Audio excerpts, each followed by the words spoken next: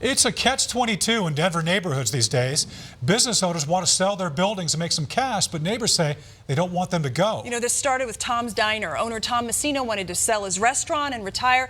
Neighbors wanted to say, asking the city to make it an historic landmark against his will. Well, they recently dropped that petition. So the newest controversy is a mortuary in Denver's Berkeley neighborhood. Now, the city's Preservation Commission decided the building meets the criteria to be saved as an historic landmark, and they'll put it to vote next month. Denver 7's Gary Brode is in Berkeley, where people say that building is a neighborhood icon.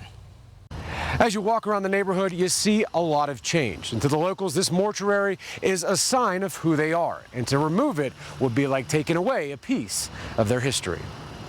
A children's center.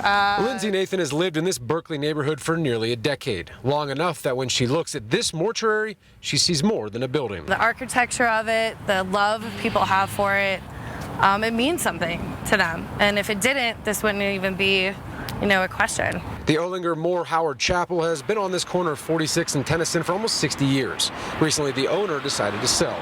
The potential buyer wants to replace it with 58 townhomes. It is, I feel, a staple of this neighborhood. It gives memories and fondness to people who have been living here for 40, 50, 60 years. A neighborhood that is being overtaken by new homes and construction.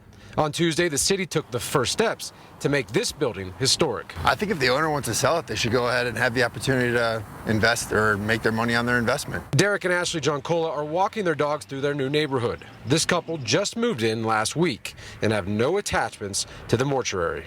I love the way that it looks, but I do believe that this is an up-and-coming area and it's continuously growing, so they should be able to have the opportunity to sell. Like many others, Nathan now has to wait and hope that they can get a small victory to preserve their history. Some of these old buildings that really created this neighborhood, North Denver, that's been around for so long, are getting forgotten about.